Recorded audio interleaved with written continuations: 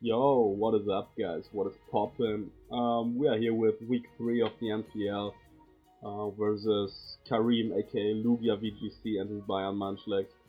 Very solid VGC player. I think he top cut a regional this season already, which is hard for him. He knows his stuff in VGC for sure. And he's been in the NPL in season 2 and 3 actually, and then sat out season 4, but now he's back. And he's in our division. It's the last match of our divisional matchups for the first time, and obviously we'll play everyone in our division a second time later on in the season. I think in week 7, 8, and 9. So that's gonna be interesting. So I can't like really reveal too many of my sets in team preview, but yeah, we'll talk about that in a second.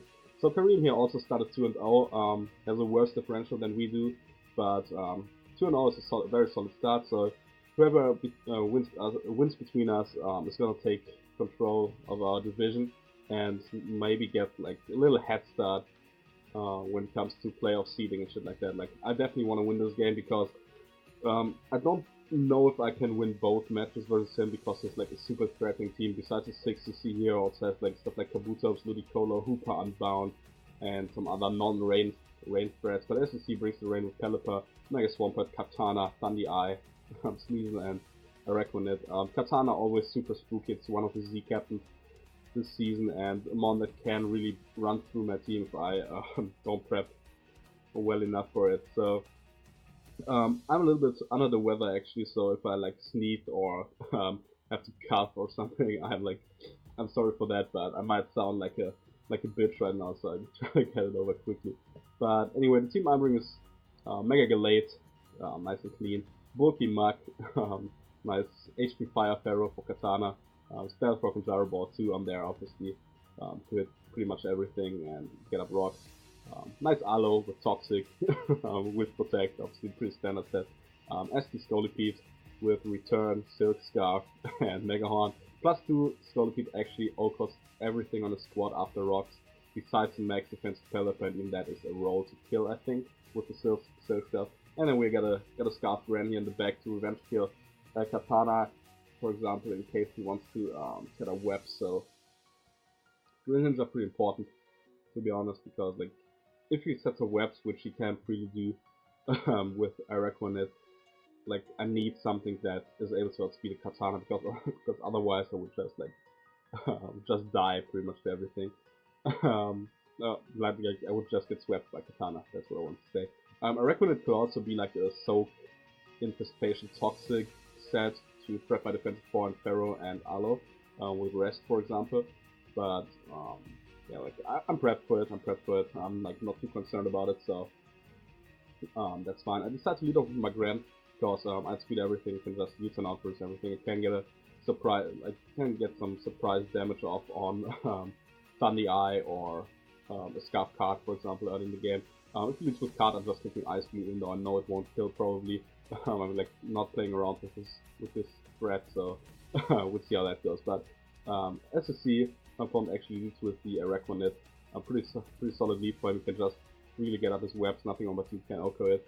I could have led with the latent, but simply with Zen Headbutt if I had it. But he had just U-turn out. At first, I think this is a fist that Katana Araquanid, but Showdown actually showed me that that my Grand was Protein, even though I put Torrent in the card, so he was like super surprised why he brought Fizz there. I recommend it, but I like it doesn't matter for the outcome of the game. But at first I was like, do I have like to set up 2+4 with Scolipede to knock this thing out or shit like that? But actually, all works out fairly well. I go into my Aloe, will fire off the Toxic here. He just goes for liquidation, probably trying to condition me into like going for Wish or something, so I can get a free switch into Katana or Thundy. Here I predict him to go into like probably Pelipper or Thundy, so I go for another Toxic. Probably should have Scalded here in case Katana comes in for the burn, but I just go for the Toxic. I think it's my safest play because it hits everything well. I wasn't sure if he wanted to go hard card on the potential Scald, but he does it. Very smart play on his part, and this gives him basically free setup here. When I built this team, I really predicted him to be a sub SD variant with covers for my entire team. I picked up Zapdos before this match happened for Latios, so he probably had to like change his set and change most of his mons, but yeah, I was fairly sure this was gonna be a sub SD variant. No worries here though, I can just go to my Ferrothorn and see sets of sub.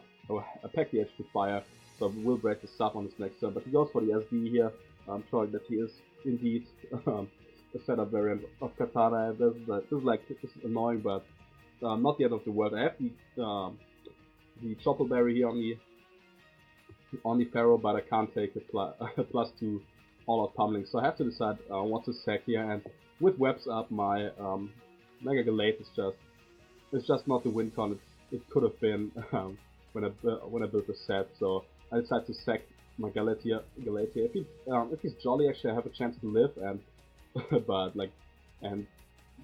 could bluff like a vacuum wave or something, which he actually told me afterwards he expected, but he just knocked me out, so it could be Adamant. Didn't really matter, I couldn't outspeed him anyway, so I was like, yeah, no worries there on his part, so like he would have just took care of me anyway. So here I go to my Greninja. I had a bunch of plays, could have gone back into Ferrothorn to knock this thing out with the HP Fire, but I didn't feel like taking too much damage with Pharaoh, but I can just freely go for the Ice Beam here, because Pharaoh being healthy means that I don't have to rely on a Momola to check the Purd. I don't have to rely on Mach to beat Pelipper. I like just keep my wall core intact and like still threaten out the card here. He could think I'm bluffing the Scarfy, but he actually, after some solid amount of time he spent on this turn, he actually decided to switch out Katana, which is a very smart play on his part.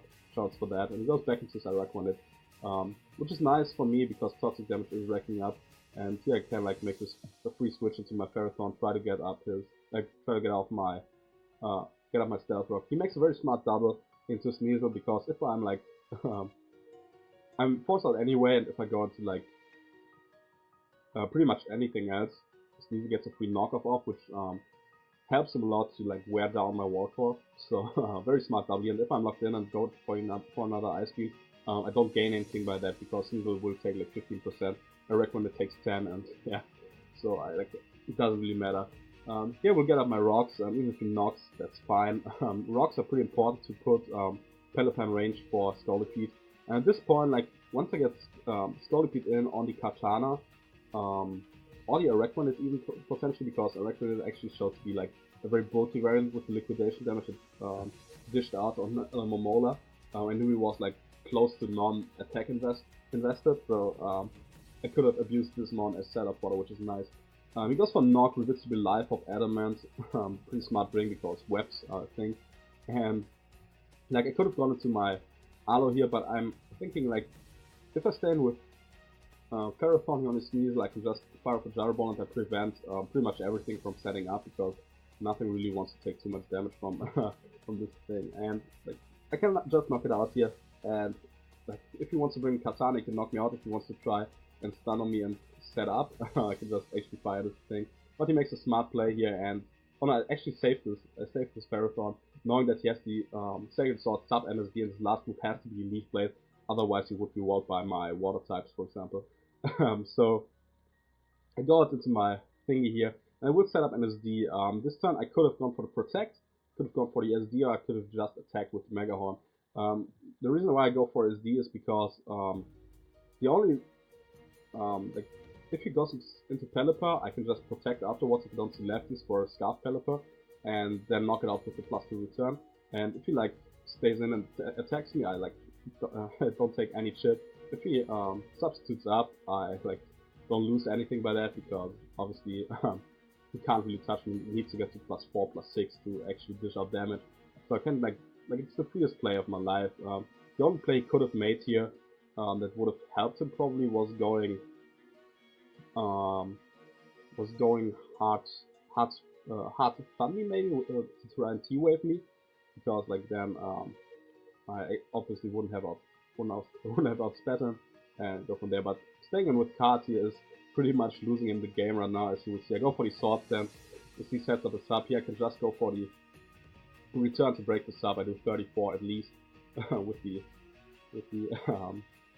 thingy here with the return, and now I can just go for another SD, knowing that he can't knock me out. He reveals the leaflet. Had he gone for a smart strike, I would have lived, and could have knocked him out on the next one. But now that I know he's leaflet, I can go to +4, guarantee any knockout on the squad, and yeah, pretty much beat him because speed boost now negates the webs. He goes into Pelipper, and yeah, like, he actually told me afterwards he was a Scarf Pelipper. +2 actually would have been enough to sweep his entire team, but you know, we're trying to be sure out here, trying to make smartest possible plays.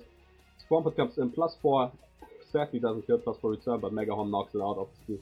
So Scolipede will be able to clean up this game with the return, and this is gonna be GG. It is Aki. He goes for the sub here, I don't know why.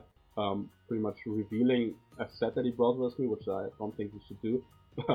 Revealing, like, giving me free information for potential rematch, but Scolipede here coming in clutch versus the card and getting 5 kills to win this game. This is gonna be GG, and we take over the division, and we aren't tied anymore for with the same record with my man Kareem here. And yeah, we take a nice 5-0 win, so we are 3-0 +14 right now. Very strong start to the season. I'm more than happy about it, not gonna lie.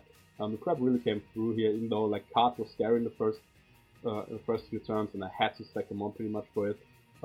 There wasn't much he could have done pretty much after like after he revenged my Pharaoh with cards. It's pretty much GG because the only play he could have done was going hard into Pelipper, and that only worked if he was a max defense Pelipper with lefties, because then he could have revenged me obviously, and I would have had to like crit him or set up later for the win once I got rid of the Pelipper. So yeah, that's week 3. Next week we are facing last season's champion, my boy Sebi VGC, coach of the Montfurnace. He has a Magia in our squad, so that's gonna be really tough. He's also unbeaten, so we got back-to-back tough matchups here. But looking forward to it. Should be fun. I'll build a nice squad for that. And yeah, that's pretty much it. Tomorrow, the week 3 of the the IBA goes up tomorrow on Sunday. I don't know yet, but definitely go and check that out. Go check out my man LugiaVGC. Make some smart content. Mostly VGC stuff at the moment because like really plus take tiers. Make some nice content there. Streams pretty much once a week at least, I think, from what I've seen. So try to check him out if you like watch this video. And yeah, this is gonna be the game. Hope you guys enjoyed. Leave a like in the comment if you did, and I catch you in the next video. See ya.